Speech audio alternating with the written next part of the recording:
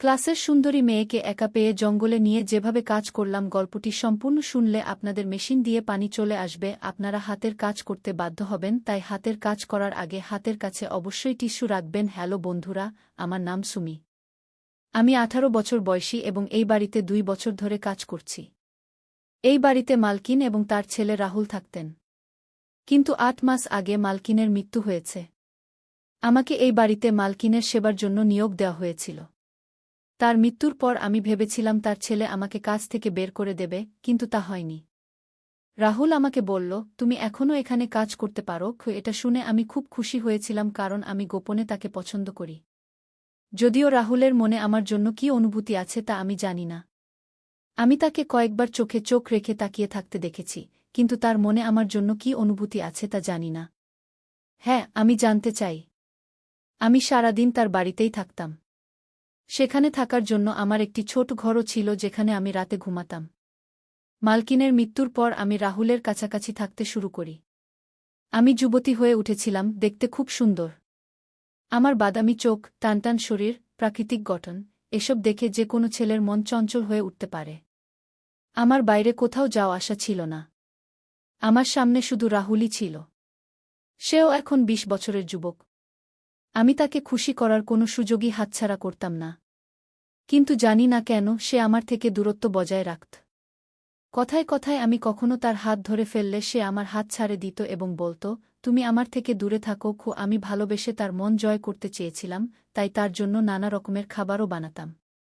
কিন্তু আমি বুঝতে পারতাম না আমার মধ্যে কোনো কমতি আছে নাকি তার মধ্যে কোনো কমতি আছে, যার কারণে সে আমাকে দূরে রাখে।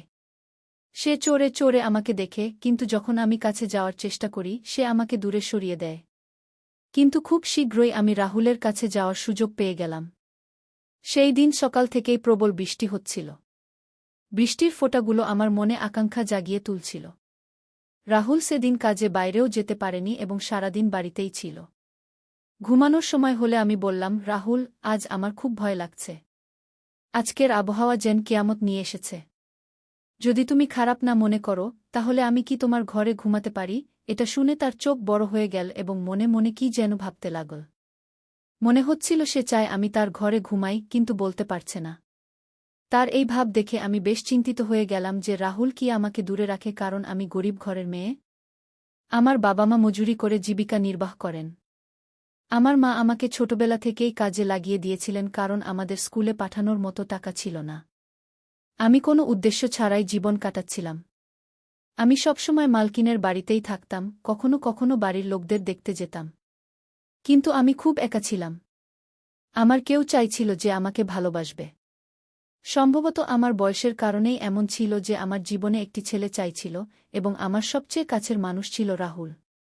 পরিণতির কথা না ভেবেই আমি তাকে বলেছিলাম, আমি তোমার ঘরে ঘুমাতে চাই। আমার মনে ছিল যে আমি আমার পুরো রাত তার বাহুতে কাটিয়ে দেব, কিন্তু তা সম্ভব ছিল না।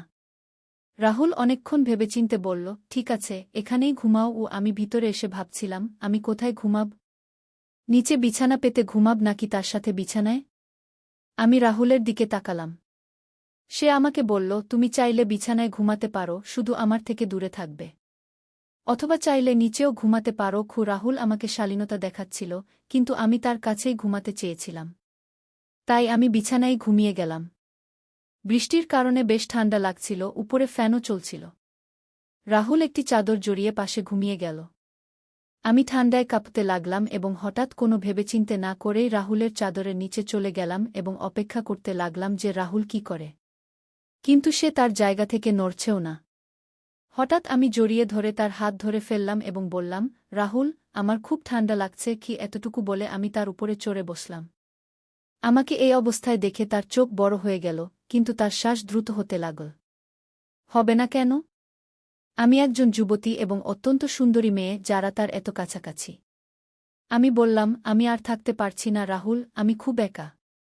তুমি দয়া করে আজ রাতে আমার একাকিত্ব দূর করে দাও। আমি তার একদম কাছে চলে গেলাম এবং তার ঠোঁটে চুমু দিতে লাগলাম। এখন সেও বিহ্বল হয়ে পড়েছিল, কিন্তু তার মুখে আমি ভয় দেখতে পাচ্ছিলাম। আমি তার শার্টের বোতাম খুলতে লাগলাম, কিন্তু সে আমাকে থামিয়ে দিল এবং বলল, সুমি, দয়া করে এমন করো না। আমি লালচে চোখে তার দিকে তাকিয়ে জিজ্ঞাসা করলাম, কেন? আমি রাহুলকে তার মতো ভালোবাসার দৃষ্টিতে দেখতে শুরু করেছিলাম এবং ধীরে ধীরে তার বোতাম খুলতে শুরু করেছিলাম। কিন্তু যখনই আমি তার সব কাপড় খুলে তাকে দেখলাম, আমার চিৎকার বেরিয়ে গেল। আমি ভয় পেয়ে কাঁপতে কাঁপতে উঠে পড়লাম। আমার কোনো ধারণাই ছিল না যে আমি এমন দৃশ্য দেখব। আমার মুখ একদম লাল হয়ে গেছিল। আমি এক মুহূর্ত সেখানে থাকতে চাইনি। আমার হৃদয় এত দ্রুত স্পন্দিত হচ্ছিল যে মনে হচ্ছিল এটি বেরিয়ে আসবে। আমার শ্বাস দ্রুত হয়ে গিয়েছিল এবং তারপর আমি দৌড়ে তার ঘর থেকে বেরিয়ে গেলাম। মেইন গেট খুলে আমি বাইরে বেরিয়ে গেলাম এবং বৃষ্টিতে ভিজতে ভিজতে দৌড়াতে শুরু করলাম। আমি পাগলের মতো দৌড়াচ্ছিলাম এবং সেই দৃশ্য আমার চোখের সামনে ঘুরছিল যা এইমাত্র আমার সাথে ঘটেছে। বৃষ্টির জলের সাথে আমার চোখেও জল চলে এসেছিল।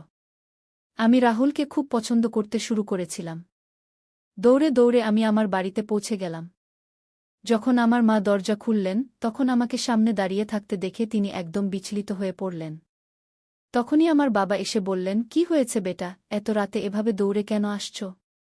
সব ঠিক তো?" আমার বাবা আমার মাকে ডান্ডাতে শুরু করলেন যে, "তুমি কতবার বলেছি যে এই যুবকের সাথে বাড়িতে কাজ করিও না, কিছু উঁচুনিচু হয়ে যাবে। কিন্তু তুমি আমার একটি কথাও শোনোনি এবং আজ দেখো কিভাবে সে দৌড়ে বাড়ি এসেছে কি।" তখন আমি লক্ষ্য করলাম যে আমার শার্টের বোতামও ঠিকমতো লাগানো ছিল না। আমার চুলও একদম ছড়ানো ছিল। কেউ দেখলে এটাই ভাববে যে আমার সাথে কিছু খারাপ হয়েছে। আমার মা আমাকে ঘরের ভেতরে নিয়ে গেলেন এবং জোরে জোরে কাঁদতে শুরু করলেন। তিনি বললেন, "এটা কি হয়ে গেল?"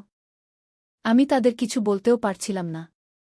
কিছু সময় পরে নিজেকে সামলে নিয়ে আমি বললাম, "আজ রাতে আমার সাথে যা ঘটেছে, যখন আমি ১৬ বছর বয়সী ছিলাম, তখন থেকেই আমার মা আমাকে এই বাড়িতে কাজে লাগিয়েছিলেন, কারণ বাড়ির মালকিন খুব অসুস্থ ছিলেন। তখন রাহুল প্রায় ১৮ বছর বয়সী ছিল। আমি ধীরে ধীরে যুবতী হয়ে উঠছিলাম। মালকিনের ছেলেকে দেখে আমার মন চঞ্চল হতো, কিন্তু সে কখনো আমার দিকে তাকাত না এবং সর্বদা তার কাজে মগ্ন থাকত। কাজ করতে করতে আমি জানতে পারলাম যে বাড়িতে একটি বেসমেন্ট আছে। রাহুল তার কাজ শেষ করে বাড়ি আসত এবং তারপর বেসমেন্টে চলে যেত। সে ঘণ্টার পর ঘণ্টা সেখানে বসে থাকত। বেসমেন্ট থেকে অদ্ভুত শব্দ আসত এবং কিছু ধোঁয়া লাগত। প্রথমে আমি ভাবতাম যে রাহুল নিচে বসে নেশা করে, কিন্তু যখন সে আমার কাছে আসত, তখন তাকে দেখে মনে হতো না যে সে কোনো নেশা করেছে। সে একদম স্বাভাবিক লাগত, কিন্তু খুবই বিচলিত মনে হতো। আমি সবসময় তার উপর নজর রাখতাম, কারণ সে আমার পছন্দ ছিল। একদিন মালকিন ঘুমিয়ে পড়েছিলেন এবং রাহুল বেসমেন্টে ছিল। সেই সুযোগে আমিও বেসমেন্টের ভিতরে চলে গিয়েছিলাম। আমি সেখানে দাঁড়িয়ে দেখলাম রাহুল শার্ট ছাড়া ঘরে কি করছে। তার পিঠ আমার দিকে ছিল। আমি তার শরীর দেখছিলাম। হঠাৎ আমি তার কাছে চলে গেলাম এবং তার পিঠে হাত রাখলাম। রাহুল একদম উত্তেজিত হয়ে উঠল এবং আমাকে ডান্ডাতে শুরু করল, "তুমি এখানে কি করছ? এখান থেকে চলে যাও।" তারপর সে তাড়াতাড়ি তার শরীর ঢেকে নিল এবং আমি তার শরীর দেখতেই পেলাম না। শার্ট পরার পর সে আমার দিকে ঘুরে বলল, "তুমি এখানে কি করছ? আর তুমি আমাকে হাত কেন লাগালে?" সে খুব রাগ করে বলছিল, কিন্তু তার চোখে আমি ভালোবাসা দেখতে পাচ্ছিলাম। আমি তৎক্ষণাৎ তার কাছে চলে গেলাম এবং তার ঠোঁটে চুমু দিয়ে বললাম, "আমি তোমাকে মিস করছিলাম, তাই দেখতে এসেছি।" আমার এই আকস্মিক আক্রমণে সে ঘাবড়ে গেল এবং বলল, "এসব কি?" কিন্তু তার শ্বাস দ্রুত হয়ে গিয়েছিল। সে আমার হাত ধরে টেনে বাইরে নিয়ে গেল এবং বলল, "নীলম, আর কখনো বেসমেন্টের ভিতরে আসিও না।" এত বলেই সে বেসমেন্টের দরজা বন্ধ করে দিল। আমি সেখানে দাঁড়িয়ে তাকিয়ে রইলাম। আমি একদম বুঝতে পারলাম না যে শেষ পর্যন্ত কি হল। যখন রাহুল আসল, তখন আমি তাকিয়ে তাকিয়ে তার দিকে দেখছিলাম যে শেষ পর্যন্ত আমাকে বেসমেন্ট থেকে এভাবে বের করে দিল কেন। তার চোখে আমি একটি আফসোস দেখতে পাচ্ছিলাম। সে আমাকে তার কাছে ডেকে বলল, "দেখো, এসব ঠিক নয়। তুমি আমার থেকে দূরে থাকো।" তারপর থেকে রাহুল যখনই আমাকে দেখত, মনে হতো সে আমাকে চায়, কিন্তু জানি না কেন সে আমাকে তার কাছে আসতে দিত না। গ্রামে আমাদের নিজের জমি ছিল। জমি একদম কম ছিল। এই কারণেই বাবা গ্রাম ছেড়ে শহরে চলে এসেছিলেন। বাবা মজুরি করতে শুরু করেছিলেন এবং আমার মা মানুষের বাড়িতে কাজ করতেন। আর্থিক অবস্থা উন্নত করার জন্য আমার মা আমাকে কাজে লাগিয়েছিলেন। এখানে আমাকে থাকা খাওয়া ছাড়া ৫০০ টাকা দেওয়া হতো। সম্ভবত আমরা গরিব, এই কারণেই রাহুল আমাকে নিজের থেকে দূরে রাখে। কিন্তু বলে না কি, যখনই আমাদের কোনো কাজ করতে মানা করা হয়, তখন আমাদের সেই কাজ করার ইচ্ছা হয়। যখনই সুযোগ পেতাম আমি বেসমেন্টে গিয়ে উকি দিতাম। রাহুল যদি দেখে ফেলত, আমাকে খুব ডাকাত। একদিন সাহস করে জিজ্ঞেস করলাম, তুমি সেখানে কি করো? সে আমার প্রশ্নের কোনো উত্তর দিল না। এখন সে বেসমেন্টের দরজাও বন্ধ করে দিত। কিন্তু আজ আমি যা দেখলাম তা আমার হৃদয় বিদারক ছিল। আমি রাহুলের খুব কাছাকাছি ছিলাম এবং তার শার্ট খুলতেই যা দেখলাম তা দেখে আমি ভয়ে কেঁপে উঠলাম। এটাই কি কারণ ছিল যে সে বেসমেন্টে সময় কাটাত এবং শুধু ঘুমানোর জন্য উপরে আসত? শেষ পর্যন্ত এই সব দৃশ্য কি? আমার মা-বাবা কাঁদছিলেন। নিজেকে সামলে নিয়ে আমি বললাম, মা, রাহুল কিছুই ভুল করেনি। আমি তোমাদের মিস করছিলাম। সারাদিন এমন ভয়ঙ্কর বৃষ্টি হচ্ছিল যে আমি একটা খারাপ স্বপ্ন দেখলাম এবং স্বপ্ন ভেঙে যেতেই আমি দৌড়ে তোমাদের কাছে চলে এলাম। রাহুল ভালো ছেলে, সে কখনো আমার দিকে খারাপ দৃষ্টিতে তাকায় না। আমার কথা শুনে আমার পরিবার স্বস্তির নিঃশ্বাস ফেল, কিন্তু আমি তাদের সত্যি বলিনি। সত্য বলার সাহস আমার ছিল না। এর ফলে পরের দিন তারা আমাকে আবার কাজে পাঠিয়ে দিল। সকালে কাজে এসে দেখলাম রাহুল বাড়িতেই আছে। সম্ভবত সে আমার জন্য অপেক্ষা করছিল। আমি তার সাথে কোনো কথা না বলে সরাসরি বাড়ির কাজে লেগে গেলাম। রাহুল আমার আশেপাশে ঘুরছিল। সে ভেবেছিল আমি তাকে কোনো প্রশ্ন করব, কিন্তু আমি কোনো প্রশ্ন করিনি। আমি তার প্রতি ঘৃণা বোধ করতে শুরু করেছিলাম। সন্ধ্যা পর্যন্ত সে আমার পিছে ঘুরতে থাকল। যখন আমার সব কাজ শেষ হয়ে গেল, হঠাৎ সে আমার হাত ধরে ফেলল। সে বলল, আমি তোমাকে সব বলবো, তুমি শুধু বসো। আমি তার দিকে তাকাতে লাগলাম। আমি তাকে পছন্দ করতে শুরু করেছিলাম, কিন্তু কাল রাতের পর আমার হৃদয় ভেঙে গিয়েছিল। এখন রাহুল কথা বলতে শুরু করল। সে বলল, যখন আমি 16 বছরের ছিলাম তখন ভুল সঙ্গতিতে পড়ে গিয়েছিলাম। বন্ধুর সাথে ভুল জায়গায় যেতে শুরু করেছিলাম এবং সেখানে মহিলাদের সাথে রাত কাটাতাম। আমার বাবা ছিল না, আর মা খুব অসুস্থ থাকতেন, তাই আমাকে থামানোর কেউ ছিল না। যৌবনের জোশে বিভিন্ন মেয়েদের সাথে সম্পর্ক করতাম। আমার ক্লাসে একটি মেয়ে ছিল যে খুব সুন্দর ছিল। আমি আর আমার বন্ধু তাকেই পেতে চাইতাম এবং আমাদের সুযোগও হয়ে গিয়েছিল। আমরা তাকে জোর করে ধরে নিয়ে গিয়েছিলাম এবং একটি ঝুপড়িতে নিয়ে এসেছিলাম। আমরা সবাই মিলে পালা করে তার সাথে ভুল কাজ করেছিলাম। সে খুব কেঁদেছিল, কাকুতিমিনতি করেছিল যে তাকে ছাড়ে দিই, কিন্তু আমরা দয়া করিনি। আমরা তার কিছু অশ্লীল ভিডিও বানিয়েছিলাম এবং বলেছিলাম যে যদি কাউকে বলে তাহলে এই ভিডিও সবাইকে দেখিয়ে দেব। কাঁদতে কাঁদতে সেই মেয়ে আমাকে অভিশাপ দিয়েছিল যে ঈশ্বর তোমাকে এমন শাস্তি দেবেন যা তুমি ভাবতেও পারবে না। আমরা তার কথা হেসে উড়িয়ে দিয়েছিলাম, কিন্তু যখন বাড়ি ফিরলাম আমার পেটের চামড়ায় খুব জ্বালা শুরু হল। আমি ভেজা কাপড় দিয়ে পেট ঢেকে রেখেছিলাম। জানি না চামড়া এত জ্বলছিল কেন। আমি সেই জ্বালায় ছটফট করছিলাম এবং কয়েক ঘন্টার মধ্যে আমার পেটে বড় বড় দানা বেরিয়ে এল। আমি ডাক্তারের কাছে গিয়েছিলাম, কিন্তু দানা খুব বড় হয়ে গিয়েছিল। ডাক্তার ওষুধ দিয়েছিলেন, কিন্তু তা কাজ করছিল না। দানা ফুলতে থাকল এবং আমার পেট এত নোংরা হয়ে গেল যে এখন আমি কোনো মেয়ের কাছেও যাওয়ার যোগ্য ছিলাম না। আমার অবস্থা এত খারাপ হয়ে গিয়েছিল যে কোনো মেয়ে দেখলে ভয় পালাত, এবং তার ব্যথা আমার আলাদা ছিল। যখন তুমি এখানে কাজ করতে এলি, আমি মনে মনে তোমাকে চাইতে শুরু করেছিলাম, কিন্তু জানতাম যে একদিন না একদিন তুমি আমার শার্ট খুলবে, আর সেই দানা দেখে তুমিও ভয় পালাবে, যেমন অন্য মেয়েরা করত। আর কাল রাতেই তা হল। আমি এর টোটকা করছি যে এটি ঠিক হয়ে যায়, কারণ ডাক্তারের চিকিৎসা করতে পারেননি। আর এই কারণে আমি বেসমেন্টে যেতাম। আমি একজন তান্ত্রিকের কাছে এর চিকিৎসা করাচ্ছি এবং এখন ধীরে ধীরে কিছুটা ঠিকও হচ্ছে। তান্ত্রিক বাবা বলেছেন যে এগুলো সম্পূর্ণ ঠিক হতে আরও 6 মাস লাগবে। তার এইসব কথা শুনে আমি একদম হতবাক হয়ে গিয়েছিলাম।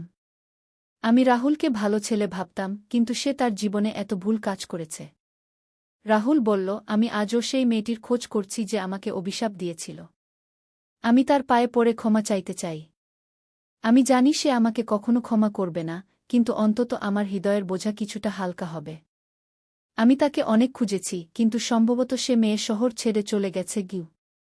প্রায় 6 মাস পর ধীরে ধীরে রাহুল এই চিকিৎসায় সম্পূর্ণ সুস্থ হয়ে গেল। আমি এতে রাহুলের অনেক সাহায্য করেছিলাম, এবং তারপর রাহুল আমার হাত ধরে বলল, আমি আমার জীবনে যে সব ভুল করেছি তা শুধরে নিতে চাই। আমি আমি তোমাকে বিয়ে করতে চাই যাতে তোমার জীবনও সুন্দর হয় এবং আমিও তোমার সাথে সুখে শান্তিতে জীবন কাটাতে পারি। সে আমার বাবা মায়ের কাছে আমার হাত চেয়ে নিয়েছিল এবং তারাও খুশি মনে আমাকে তার হাতে তুলে দিতে রাজি হয়ে গিয়েছিল।